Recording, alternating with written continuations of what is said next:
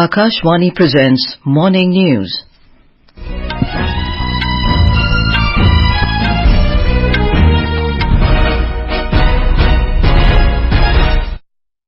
Good morning, I'm Anuja Kumar. The headlines. Finance Minister Nirmala Sitharaman to present interim budget in Lok Sabha today. Akashvani to broadcast a special day-long live program. Enforcement Directorate arrests former Chief Minister of Jharkhand, Hemant Soren, in alleged money laundering case linked to illegal sale of army land. 8 new flight routes to be launched for Ayodhya in Uttar Pradesh today. India and Oman review defence cooperation during 12th Joint Military Cooperation Committee meeting in Muscat. And in FIH Hockey Fives Men's World Cup, India beat Egypt 6-4.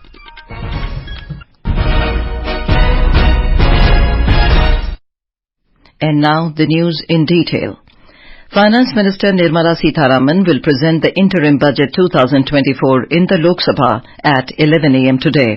It will be her 6th budget presentation as the Finance Minister and will be the last budget of the current Lok Sabha.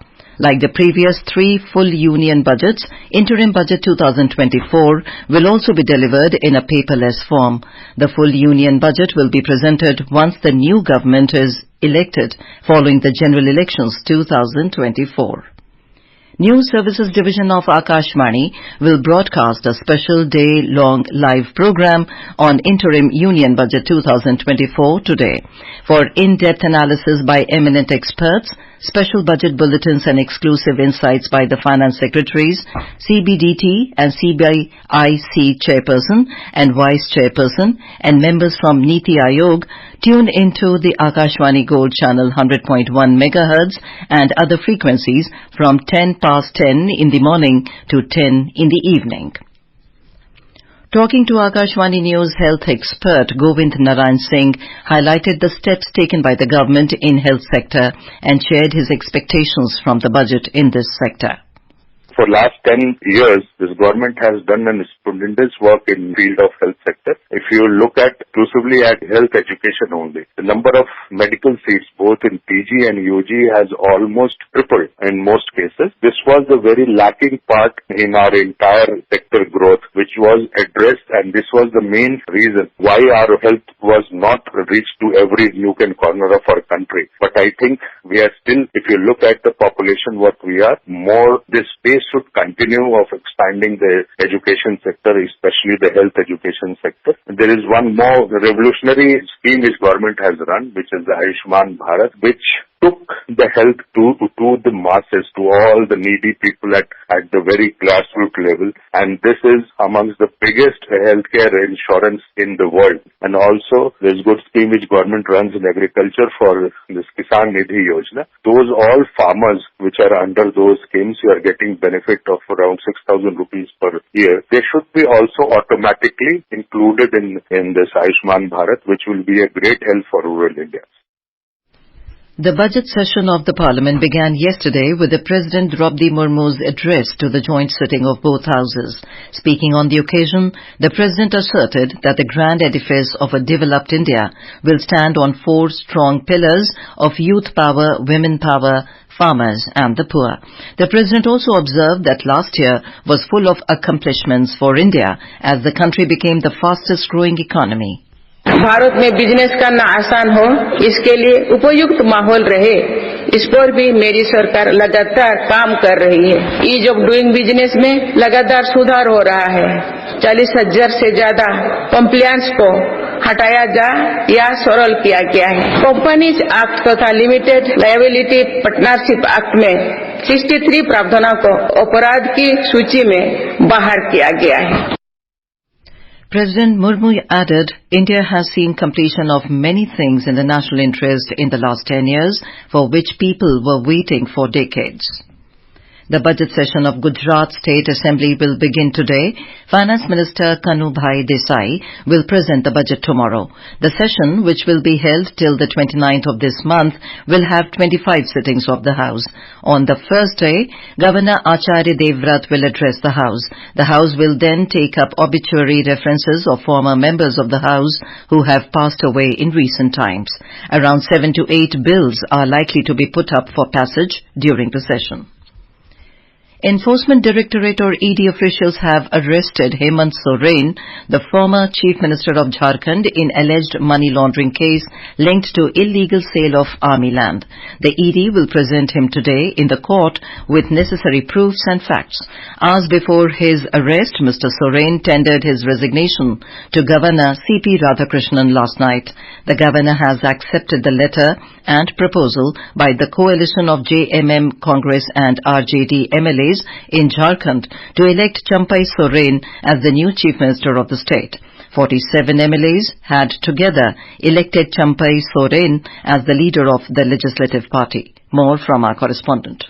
Amidst a dramatic end to the era of former Chief Minister Hemant Soren in Jharkhand, the Transport Minister Champai Soren will take oath as the new Chief Minister of Jharkhand after the legalities would be completed at the Governor's end. Meanwhile, there is a short-term political crisis in Jharkhand as currently there is no CM heading the state. This may result in a short-term President's rule. While Hemant Soren today will be presented in the court by the ED officials and a hearing on the writ petition filed by Mr. Soren will also be heard in the Jharkhand High Court. Shilpi, Akashvani News, Ranchi. The BJP has criticized the West Bengal government over the corruption in the state. Briefing media in New Delhi yesterday, MP and BJP leader Dr. Sukanta Majumdar referred to the CAG report and claimed that the agency has reported massive financial misappropriation in West Bengal. He added that the state government has not provided utilization certification for projects worth around 2 lakh crore rupees. Party spokesperson Gaurav Bhatia said that on the one hand, the West Bengal Chief Minister talks about the ideals of Ma, Mati, Manush, and on the other hand, such a huge corruption scam has been unearthed in the state. This is Akashvani giving you the news. For quick news updates round the clock, follow us on our Twitter handle at EIR News Alerts. Ministry of Civil Aviation is set to launch 8 new flight routes for Ayodhya in Uttar Pradesh today to boost air connectivity for the holy city of Ayodhya and facilitate the arrival of pilgrims. The new flight routes will connect Ayodhya with Delhi, Chennai, Ahmedabad, Jaipur, Patna, Darbhanga, Mumbai and Bengaluru. The immense demand emanating from the recent Pran Pratishtha ceremony at Ram Temple has increased the tourism potential of Ayodhya and laid down a new path for economic and social development. The flight services will be inaugurated by Union Minister of Civil Aviation Jyotiraditya Scindia, and SpiceJet will operate on these flight routes. The government has declared Gujarat's Surat Airport as an international airport. Civil Aviation Ministry said in a Gazette notification that Surat Airport is declared as an international airport. Union Cabinet had given its approval to designate the Surat Airport as an international airport in December last year. Telangana Chief Minister Hemant has handed over appointment letters to nearly 7,000 staff nurses across multiple healthcare departments by the State Medical and Health Services Recruitment Board. The appointment letters were handed over at a function held in LB Stadium yesterday. Congratulating the candidates, the Chief Minister said the state government will fill nearly 2 lakh posts through Telangana State Public Services Commission and Telangana State Level Police Recruitment Board in next 1 year. Defence Secretary Giridhar Armane co-chaired the 12th Joint Military Cooperation Committee meeting with the Secretary-General, Ministry of Defence, Oman, Dr. Mohammed bin Nasir bin Ali Al-Zabi in Muscat yesterday. During the meeting, both sides reviewed and appreciated the robust defence cooperation between India and Oman. The meeting delved into many new areas of cooperation in the fields of training, joint exercise, information sharing, oceanography and shipbuilding building that would build mutual trust and interoperability between the militaries of both the nations. They also exchanged views on regional and global issues of shared interest. Both sides discussed effective and practical initiatives to further boost bilateral defense engagements with a focus on defense industry collaboration. The first India-Finland high-level dialogue was held in New Delhi yesterday, and comprehensive discussions were held on respective policies in school education, vocational education and higher education. The Education Ministry said in a statement that both sides also explored opportunities of further deepening the ties in these areas.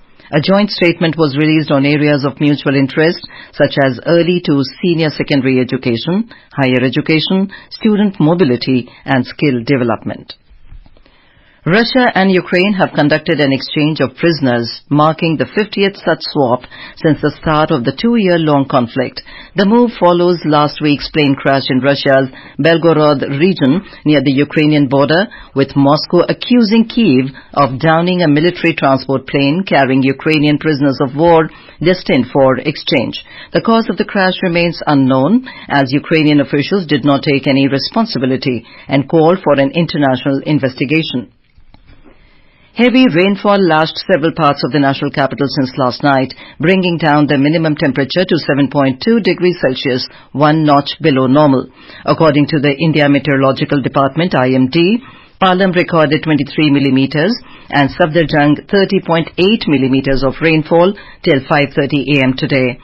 The intense downpour started yesterday, which led to road blockages and widespread waterlogging in the city. Meanwhile, light rain is likely to continue today, with the temperature expected to be between 8 and 19 degrees Celsius. The IMD said the reason behind rain was a western disturbance. It said that over the next 5 days, light to moderate rainfall and snowfall are highly likely over Jammu and Kashmir, Ladakh, Himachal Pradesh and Uttarakhand. The rainfall activity will decrease thereafter. It also forecast that strong and chilly surface winds at a speed of 30 to 40 kilometers per hour are very likely over Punjab and Haryana, Chandigarh, Delhi today. In Uttarakhand, fresh snowfall occurred in the higher reaches of Garhwal and Kumaon region, while rain lashed several parts of the state, including the capital, Dehradun. On to sports. In FIH Hockey 5's Men's World Cup, Indian team defeated Egypt by 6-4 in the 46th match of the tournament in Muscat yesterday. Maninder Singh scored 2 goals, leading the Indian team to victory. India maintained a significant lead from the very beginning of the match and commanded a huge lead at the end of half-time. With this, Team India finished their journey at FIH Hockey 5's World Cup at the 5th place. And now for a look at today's newspapers, it's over to Anita Anand.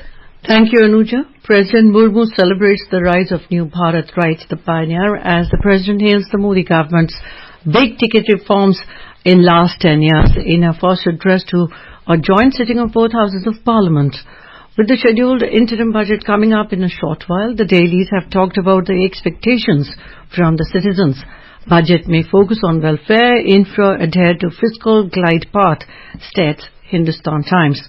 RBI curbs to rent up ATM, wallet and FASTag inoperative after February, cites the Hindu. The Indian Express notes the proposal of significant changes in the academic framework.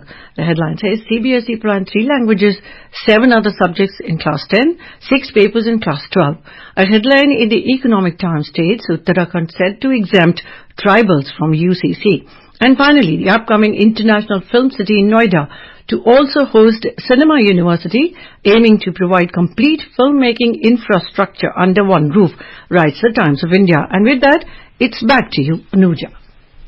And in some more news, in shooting, Akhil Shivran won the bronze medal in the men's 50-meter air rifle 3 positions shooting event at the ISSF World Cup Cairo 2024 yesterday, as India finished their campaign at the top of the table with 6 medals. And now, before we end the bulletin, the headlines once again. Finance Minister Nirmala Sitharaman to present interim budget in Lok Sabha today. Akashvani to broadcast a special day-long live program. Enforcement Directorate arrests former Chief Minister of Jharkhand, Hemant Soren, in alleged money laundering case linked to illegal sale of army land. 8 new flight routes to be launched for Ayodhya in Uttar Pradesh today. India and Oman reviewed defence cooperation during 12th Joint Military Cooperation Committee meeting in Muscat. And in FIH Hockey 5's Men's World Cup, India beat Egypt 6-4. And with that, we end the morning news. Have a nice day.